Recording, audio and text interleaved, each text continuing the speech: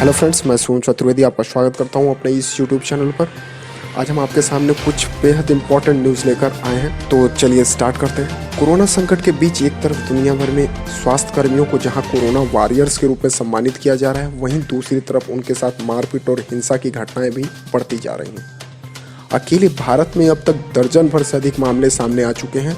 इनमें डॉक्टर्स पर हमला करने से लेकर उन्हें अपशब्द कहने, उन पर थूकने व घरों से बाहर निकालने तक के मामले शामिल हैं। ACLED की रिपोर्ट के अनुसार 19 फरवरी से अब तक दुनिया भर में डॉक्टर्स के विरुद्ध हुई हिंसा की घटनाओं में 68 यानी 68% अकेले भारत में हुई हैं। मध्य प्रदेश, बिहार, उत्तर प्रदेश जैसे राज्य इसमें शामिल हैं। 2007 में आंध्र प्रदेश के तत्कालीन मुख्यमंत्री YS राजशेखर रेड्डी ने डॉक्टर्स के खिलाफ हिंसा के विरुद्ध पहला कानून लागू किया था।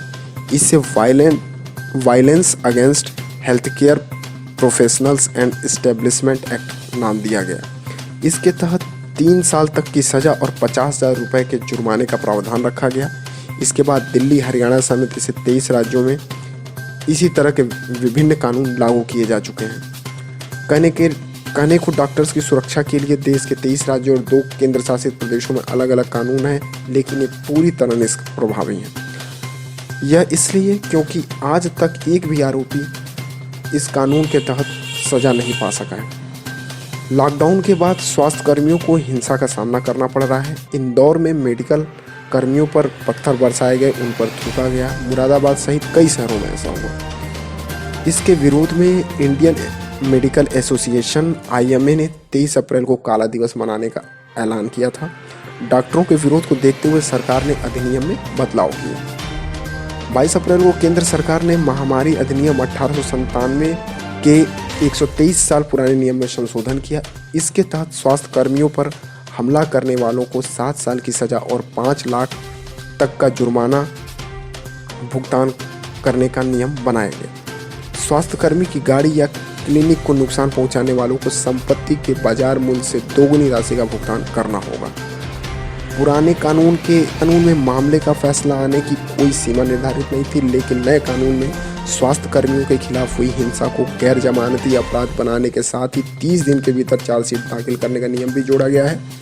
साथ ही मामले का फैसला आने की समय सीमा 1 साल भी निर्धारित कर दी गई है। जानकारी के अनुसार गुजरात में इस कानून के तहत पहला मामला दर्ज भी किया जा चुका है। डॉक्टरों की सुरक्षा के लिए इससे पहले कानून की कवायद शुरू हुई थी। स्वास्थ्य मंत्रालय ने सितंबर 2019 में health care service personal and clinical establishment act 2019 का ड्राफ्ट जारी किया था। विधेयक को कानून और वित्त मंत्रालय से मंजूरी मिल गई, लेकिन गृह मंत्रालय ने इसे पुनर्विचार के लिए यह कहते हुए लौटा दिया था कि मौजूदा IPC CRPC में पर्याप्त प्रावधान है।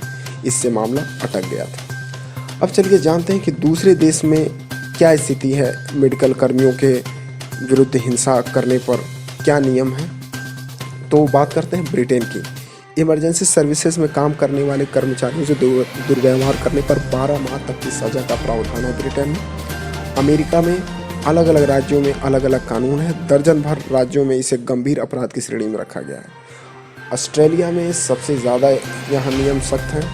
स्वास्थ्य कर्मियों के विरुद्ध बदसलूकी करने पर यहाँ स्वास्थ्य कर्मियों से बदसलूकी करने पर 14 साल तक की कैद का प्रावधान है। तो अब चलते हैं अब हमारी दूसरी न्यूज़ पर, जो जुड़ी है DTH सेट टॉप बॉक्स से और उनके यूजर्स से। डायरेक्ट टू होम यानी DTH ग्राहकों को जल्द ही नए तरह के सेट टॉप बॉक्स मिलने जा रहे हैं। ये सेट टॉप बॉक्स ऐसे होंगे जो एक से ज़्यादा DTH ऑपरेटर को सपोर्ट करेंगे। Telecom regulatory authority of India यानी कि ट्राई ने इसकी सिफारिश की है कि ग्राहकों को दिए जाने वाले सभी सेट टॉप बॉक्स अनिवार्य रूप से इंटरपरेबल यानी कि जो आपस में अदले बदले जा सके ऐसे होने चाहिए। ट्राई ने इसकी सिफारिश सूचना एवं प्रसारण मंत्रालय से कर दी है। क्या होंगे नए नियम? ट्राई का यह सुझाव लागू हुआ तो ग्राहकों को DTH ऑपरेटर बदलने पर नया सेट टॉप बॉक्स खरीदने की जरूरत नहीं पड़ेगी। नए नियम को इस तरह से समझिए कि ग्राहक भले किसी भी DTH ऑपरेटर को सब्सक्राइबर को चुने, लेकिन इसके साथ में आने वाला सेट टॉप बॉक्स ऐसा हो जो दूसरे ऑपरेटर के साथ भी काम कर पाए। अभी ग्राहकों को DTH नेटवर्क बदलने पर सेट टॉप बॉक्स भी बदलना होता है। इसके अलावा ट्राई ने सभी टेलीविज़न सेट के लिए एक जैसी USB पोर्ट इंटरफेस को भी अनिवार्य करने की वकालत की है। ट्राई ने कहा है कि सूचना और प्रसारण मंत्रालय इस संबंध में भारत के सैटेलाइट टीवी ऑपरेटर्स के लिए पुराने नियमों में कुछ बदलाव भी कर सकता है। इंट्रोपरेबिलिटी से जुड़े नियम कोरोना लॉकडाउन के बाद देश भर में लागू किए जा सकते हैं। हालांकि इस फैसले का अधिकतर डीटीएच कंपनियों ने विरोध किया है। कंपनियों का दावा है कि नई सुविधा वाले सेट टॉप बॉक्स ग्राहकों को पहले से काफ़ी महंगे पड़ेंगे। अब देखना ये होगा कि ट्राई के द्वारा जो नियम लागू किए जा रहे हैं वो ग्राहकों के लिए अच्छे हैं या नहीं, या डीटीएच ऑपरेटर्स द्वारा जो कहा जा रहा है कि ये सेट टॉप बॉक्स महंगे होंगे वो सही होगा। अब चलिए हम अपने अगले न्यूज़ पर चलते हैं। इसमें भारत ने वो स्ट्रिप बना ली है जो कोरोना का है या नहीं ये प्रेगनेंसी टेस्ट जैसे मिनटों में रिजल्ट देगी। भारतीय वैज्ञानिकों ने एक पेपर बेस्ड टेस्ट स्ट्रिप बना ली है जो कोविड-19 डिटेक्ट कर सकती है। इसे फेलुदा नाम दिया गया है। यह टेस्ट स्ट्रिप बनाई है council of scientific and industrial research के institute of genomics and integrative biology यानी CSIR IGIV की टीम ने। यह टेस्ट मिनटों बता देगा कि कोई व्यक्ति कोरोना वायरस से इन्फेक्टेड है या नहीं। बेहद कम हो जाएगी टेस्टिंग कास्ट। फेलुदा टेस्ट से कोविड-19 की टेस्टिंग लागत बहुत हद तक कम की जा सकती है। अभी जो real time polymer chain reaction test यानी RT-PCR होता है उसके दाम प्राइवेट लैब के लिए 4500 यानी कि 4500 रुपये तय किए गए हैं, मगर फेलुदा टेस्ट से 500 रुपये में उपलब्ध हो सकता है। यह ठीक उसी तरह काम करता है जैसे प्रेगनेंसी टेस्ट स्ट्रिप काम करती है। कलर चेंज से चल जाएगा आपको पता।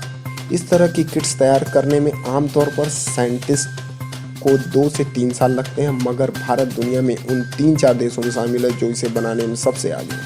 CSIR ने director general Shekhar C Monday ने द प्रिंट से कहा कि इस स्ट्रिप का यूज़ करने के लिए न तो किसी मशीन की ज़रूरत है न ही कोई खास स्ट्रिप चाहिए। यह स्ट्रिप सिर्फ अपना रंग बदलेगी। उन्होंने कहा कि सबसे बड़ी बात ये कि ये 100% एक्यूरेट रिजल्ट देगी। कैसे काम करेगी ये स्ट्रिप? ये test kit CRISPR gene editing technology का यूज़ करती है। CRISPR खास तरह की जेनेटिक सीक्वेंस को पहचान लेता है और उन्हें बेहद कम से कम में काटता है। इसी तकनीक का इस्तेमाल जीका वायरस की टेस्टिंग के लिए भी किया जा चुका है।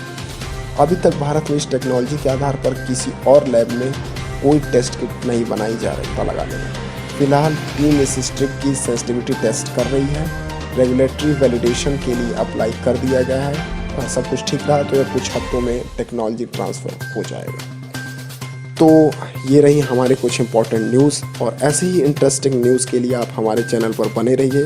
प्लीज़ शेयर करिए इस न्यूज़ को, सब्सक्राइब करिए इस चैनल को और प्रेस कीजिए बेल आइकन को जिससे आपको करंट नोटिफिकेशन वीडियो अपलोड होने की मिलती रहे। सो मिलते हैं अपने अगले वीडियो में। तब तक के लिए आप घर पे रहिए, स्वस्थ रहिए। जय हिंद, वंदे मातरम।